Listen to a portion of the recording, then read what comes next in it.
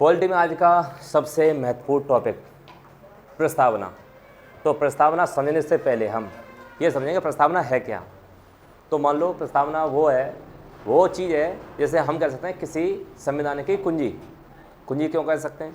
इसीलिए कह सकते हैं जैसे एक किताब है, अब किताब को खोलने के लिए सबसे पहला चैप्टर आता है तुम्हारा, तो पहला चैप्टर संविधान का कौन सा है? प्रस्तावना।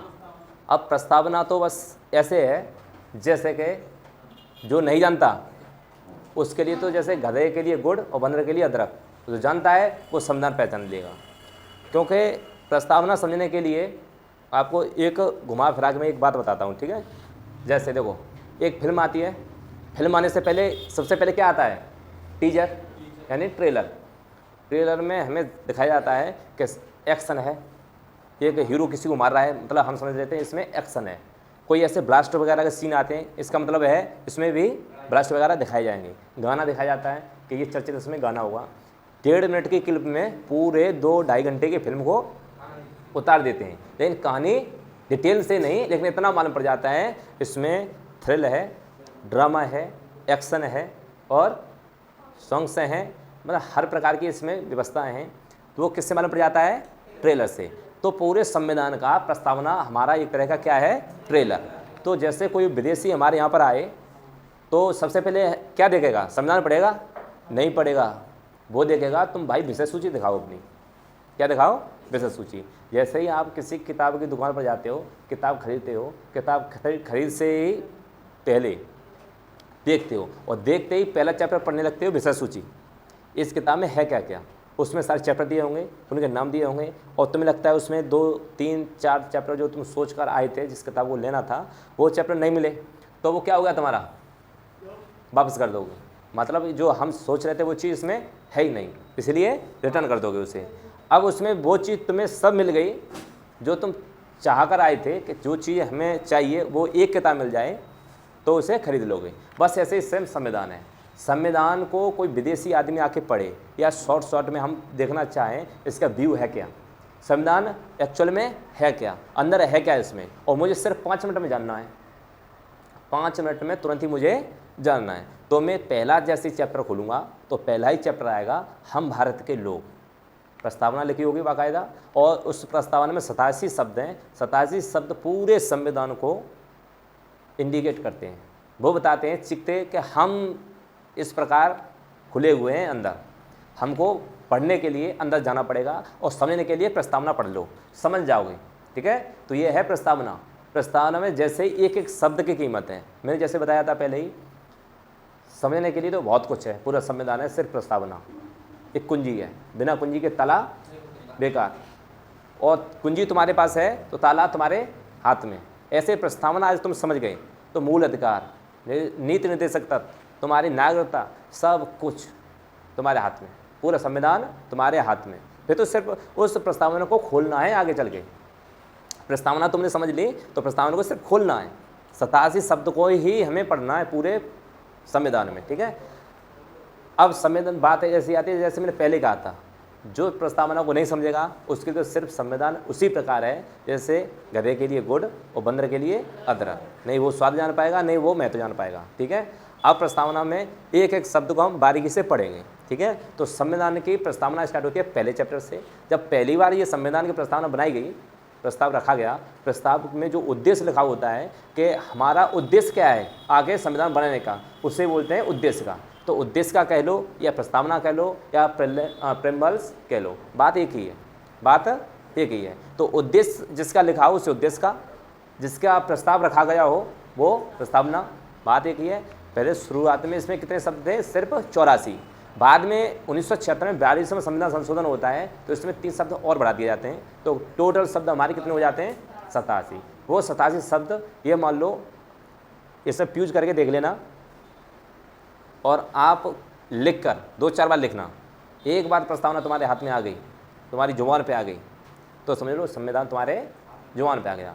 तुम जैसे ही उसमें जैसे इन शब्दों की बात करोगे तो अपने आप आर्टिकल तुम्हारे सामने दिमाग में खुलते आएंगे, ठीक है। तो संविधान एक बार हम पढ़ के देख लें इसे। इसमें है हम भारत के लोग, क्या लिखा है इसमें? सबसे पहले ही हम भारत के लोग भारत को एक संपूर्ण प्रभुत्व संपन्न संपूर्ण प्रभुत्व संपन्न, समाजवादी, पंथ निरपेक्ष, लोकतंत्रात्मक गणराज्य बनाने के लिए और उसके समस्त नागरिकों को सामाजिक, आर्थिक और राजनीतिक न्याय, विचार, अभिव्यक्ति की, विश्वास, धर्म व उपासना की स्वतंत्रता, प्रतिष्ठा और अवसर की समता प्राप्त कराने के लिए तथा उन सब में व्यक्ति की गरिमा और राष्ट्र की एकता तथा अखंडता सुनिश्चित कराने वाली बंधुता बढ़ाने के लिए दृढ़ संकल्प होकर अपनी इस संविधान सभा में आज दिनांक 26 नवंबर 1949 ईस्वी हिंदी में मित मार्गशीर्ष शुल्क सप्तमी संवत 2006 विक्रमी को एतद द्वारा इस संविधान को अंगीकृत, अधिनियमित और आत्मर्पित करते हैं। ये थी। अब ये हैं टोटल 87। इससे जो मुख्य वाला था उसमें थे सिर्फ 84। उसमें क्या क्या नहीं था? सामाजिक नहीं था और क्या नहीं था? गणतंत्र लोकतंत्रात्मक नहीं था और पंथ निरपेक्ष नहीं था। तो ये तीनों जो शब्द दिख रहे हैं तुम्हें, समाजवादी, पंथ निरपेक्ष और लोकतंत्रात्मक, ये 42वें संविधान संशोधन इंदिरा गांधी का टाइम था। तो उन्होंने उसी भाषा में कहा, मुझे लगता है कि मुझे संविधान में कुछ संशोधन करने चाहिए।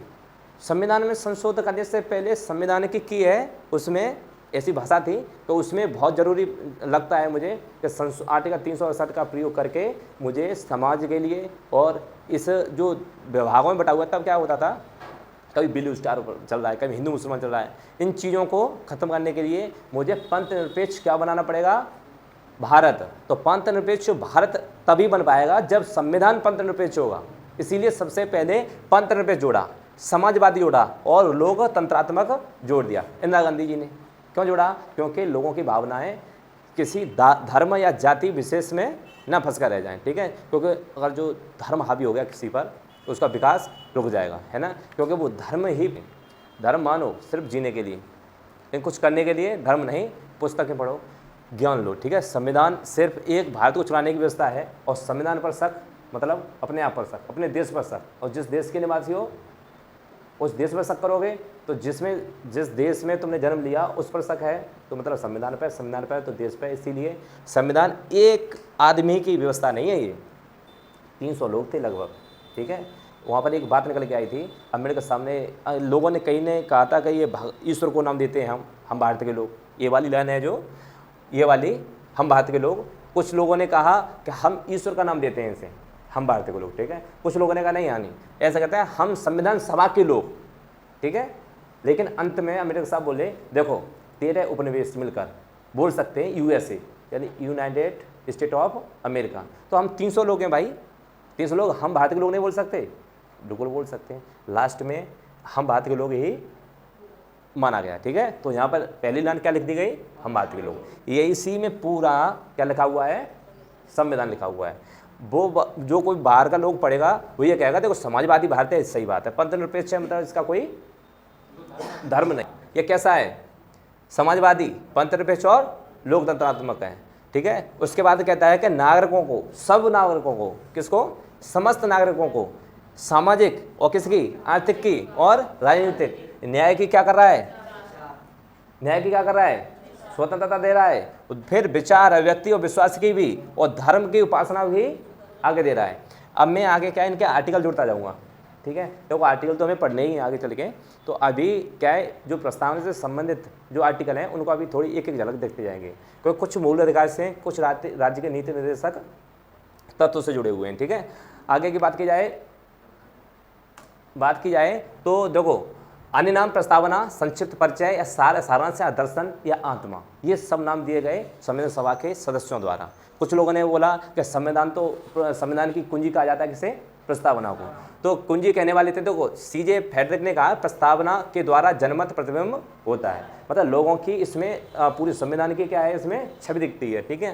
के मुंशी कहते हैं कि प्रस्तावना को राजनीतिक कुंडली कहा है। किन्होंने कहा था? ये के मुंशी ने। ऐसी संविधान सभा की प्रस्तावना पंडित नेहरू के उद्देश्य संकल्प पर आधारित है। फिर बात आती है प्रस्तावना पृष्ठ को जबलपुर के प्रसिद्ध चित्रकार बेहर राम मनोहर सिन्हा द्वारा डिजाइन किया गया था।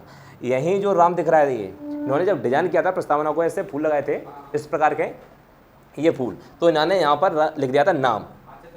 ऐसे ना हम लिखते हैं ना, कोई प्रिंट करते हैं और प्रिंट के नीचे लगते हैं डायरेक्टर या लेखक या चित्रकार फलानी सिंह, तो उन्होंने यहाँ पर लिख दिया था राम, बस। सब के लिए ऊपर लिखा था पंचनिरपेक्ष, ये राम कहाँ से आ गया? तो उनको लगा कि हिंदू धर्म ज़्यादा इसमें वो इन्वॉल्व है, तो ये राम कहाँ से आ गया? अभी भी राम है, लेकिन बाद में बताया गया क्योंकि ये राम लिखने वाले कौन थे? राम मनोहर सिन्हा। इन्होंने तो डिज़ाइन बनाई और डिज़ाइन में अपना नाम लिख दिया, मैंने डिज़ाइन अच्छी बनाई है राम। और मुझे लगता है राम, इन्होंने राम मनोहर पूरा नहीं लिखा, सिर्फ राम लिखा। ये भी कुछ ना कुछ खुजली करना चाहते थे लोगों में, है ना, कुछ ना कुछ। स्वतंत्रता की बात करें, इसमें न्याय की बात की गई है, समता की, बंधुता की, जैसे हमने अभी बात की थी। तो स्वतंत्रता हमें कितने प्रकार की मिली? विचार, अभिव्यक्ति, विश्वास, धर्म और उपासना। कितने प्रकार की मिली? 4 या 5? 4 की। धर्म और उपासना एक बात है, ठीक है, विश्वास, अभिव्यक्ति और विचार। न्याय भी हमें 3 प्रकार का मिला, सामाजिक, आर्थिक और राजनीतिक। ऐसे समता यानी प्रतिष्ठा के और अवसर के लिए, मान सम्मान में और अवसर के लिए, में सरकारी जॉब वगैरह में सबको क्या मिलेंगे? अवसर मिलेंगे। समता बराबर होगी, अवसर जितना। लेकिन बात आ जाती है आरक्षण की, तो आरक्षण उनके लिए था जो ज़्यादा ही नीचे दब गए थे। उस दबे हुए समाज को उत्थान करने के लिए आरक्षण देना पड़ा। आरक्षण तभी तक है जब तक वो समाज ऊपर तक नहीं आ जाता, ठीक है। उसके बाद में आरक्षण भी खत्म हो जाएगा, ठीक है। आगे बात की बंधुता की। बंधुता की व्यक्ति की गरिमा, राज्य की एकता और अखंडता की गरिमा और राज्य की एकता, ठीक है। इसको आगे डिटेल में खोलेंगे, ठीक है। बाद में डॉक्टर अम्बेडकर साहब ने कहा कि जब 13 उपनिवेश कुछ सदस्य अपने आप को क्या कह सकते हैं? यूएसए। तो हम तो 300 लोग हैं, तो हम क्यों नहीं कह सकते हम भारत के लोग? बीच में कुछ लोग आए कि ईश्वर के नाम पर रख दो इसे, क्या ईश्वर के नाम पर लिख दो कि ईश्वर के नाम पर हम भारत के लोग। किसने कहा था ये? के.वी. कामत ने। उन्होंने कहा ईश्वर के नाम पर हम भारत के लोग। रोहिणी देवी आई, उन्होंने कहा हम भारत के लोग का सुझाव सही रहेगा। अंत में पास कर दिया अम्बेडकर साहब ने, ये वास्तव में कैसा रहेगा? सही रहेगा। लेकिन कुछ लोग आए, पूर्णा बनर्जी आई, इन्होंने कहा हम भारत के लोग स्थान पर हम संविधान सभा के लोग कर दो। तो ये ठीक नहीं था, क्योंकि संविधान के सभा के जो लोग थे वो पूरे भारत के थे। वो कहीं ना कहीं मैंने बताया था 10 लाख पर क्या कर रहे थे? एक काम कर रहा था। तो अब ये हो जाता है कि सिर्फ वही है पूरा, मतलब जो पढ़ने वाला उसमें है नहीं। अब पढ़ता आदमी तो उसे यही तो लगता हम संविधान सभा के लोग, मतलब जो संविधान सभा में जो प्रेजेंट था उन्हीं की बात हो रही है, बात पढ़ने वाले की नहीं हो रही। अब हम पढ़ते हैं तो उसमें एक अंदर से फीलिंग आती है, हम मतलब हम भी हैं इसमें, ठीक है। हम जन्मे बाद में, लेकिन हम भी उसमें हैं, ठीक है। तो ये अंत में उससे क्या कहा गया? हम भारत के लोग, ठीक है। प्रस्तावना की व्याख्या जो मैंने बता दी, ठीक है। बाद बाकी अपने फ्यूज करके लिख सकते हो। संप्रभु, समाजवादी, पंथनिरपेक्ष, लोकतंत्र और गणराज्य, इन 5 पहलुओं पर हम आज बात करेंगे। यही है इम्पोर्टेंट। मैंने क्या कहा? मैं सिर्फ 5 चैप्टर अच्छे से पढ़ाऊंगा, तुम्हारे जैसे ही चुनाव होने लगेंगे लोगों के मैं छोड़ दूंगा। राष्ट्रपति ऐसे ही बता दूंगा डायरेक्ट ही। मैं सिर्फ मूल अधिकार, राज्य के नीति निर्देशक तत्व और मौलिक कर्तव्य और एक संसद, बस। उसके बाद में पॉलिटी है ही नहीं, कुछ है परीक्षा की दृष्टि से सिर्फ आर्टिकल है, बाद बाकी तो सिर्फ एक लाइन है। जल्दी से निकलता जाऊंगा, ठीक है। आ गया। संप्रभु की बात करें तो यह एक राज्य का अनिवार्य तत्व होता है, जो इसे तात्पर्य है कि राज्य कैसा होगा? राज्य कैसा? संप्रभु, मतलब अपने फैसले खुद से क्या करेगा? ले सकेगा, अपने आंतरिक भी और बाहरी भी। विदेश से किसी से बात करनी है देश को तो खुद डिपेंड होगा, न कि अंग्रेजों के या किसी और देश के अधीन होगा। वो कहेगा मेरे यहाँ पर फैक्ट्री ला सकते हो, मैं परमिशन देता हूँ तो परमिशन देता हूँ। मेरे यहाँ से अंदर के मामला है, कोई भी कानून मुझे बनाना है तो बनाना है, वो हमारा मैटर है, कोई बाहर का क्या नहीं करेगा, हस्तक्षेप नहीं करेगा, ठीक है। तो ये क्या कहलाता है? संप्रभु। ये हम कब से एक्टिवेट हुए? क्योंकि पहले 15 अगस्त 1947 से पहले क्या हो रहा था? संविधान तो बन रहा था, लेकिन तब से संप्रभु नहीं थे हम। क्यों नहीं थे? क्योंकि भाई पीछे से एक तरफ तो हिंदू थे, एक तरफ से मुसलमान अपनी मांग कर रहे थे, हमें क्या चाहिए? हमें हमारी जगह दो। हमारे घर में विवाद चल रहा था, तो उसमें छोटा भाई हमसे रोज लड़ रहा था कि हमें अलग कर दो भाई, हमें उससे अलग करना पड़ा। उसके बाद हम फैसले लेने लायक बन गए, ठीक है। अब फैसले लेने लायक बन गए 15 अगस्त 1947 को हम कैसे बन गए? संप्रभु, ठीक है। उसके बाद की बात करें, देखो कुछ इमोजी हैं, इमोजी देखो, इमोजी हैं जैसे कार्टून टाइप, वो सिर्फ तुम्हारे फील करने के लिए, उसका किसी से कोई भी लेन देन है नहीं, किसी भी सत्ता पार्टी से और नहीं किसी व्यक्तिगत, ठीक है। आ गया। संप्रभुता को राज्य की आत्मा कहा जाता है, ठीक है। सिंथेटिक एंड केमिकल्स बनाम उत्तर प्रदेश, ये केस था। इसमें 1990 में एक जजमेंट आया सुप्रीम कोर्ट के द्वारा। उसमें सुप्रीम कोर्ट ने निर्णय दिया कि प्रभुत्व संपन्न का मतलब है कि राज्य के पास संविधान द्वारा दिए गए प्रतिबंधों के भीतर सब कुछ करने की क्या है, जो संविधान में उन्होंने किया है कि अभिव्यक्ति तो अभिव्यक्ति मिलनी चाहिए। आदमी प्रधानमंत्री के साथ खिलाफ बोल सकता है। क्यों बोल सकता है? तो आर्टिकल 19 ये कहता है, कौन है हम? संप्रभु। कौन है हम? संप्रभु। और संप्रभु में हम है नहीं, हम भारत, हम ही तो हैं, हम भारत के लोग, या भारत हमसे, हमसे भारत है, या भारत में हमें, बात एक है। तो हमें क्या मिल गई? फ्रीडम।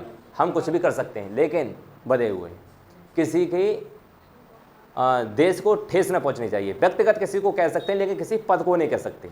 हम कहें हमारे प्रधानमंत्री नहीं कह सकते, हमारे कहें कि मान लो कोई XYZ जो भी प्रधानमंत्री का नाम हो, कह सकते हैं, कोई टिप्पणी कर सकते हैं, कर सकते हैं। ये आदमी व्यक्तित्व में ठीक नहीं लग रहा, क्योंकि हम क्या हैं अभी सोशल मीडिया, फेसबुक पे हर आदमी रिपोर्टर है, ठीक है।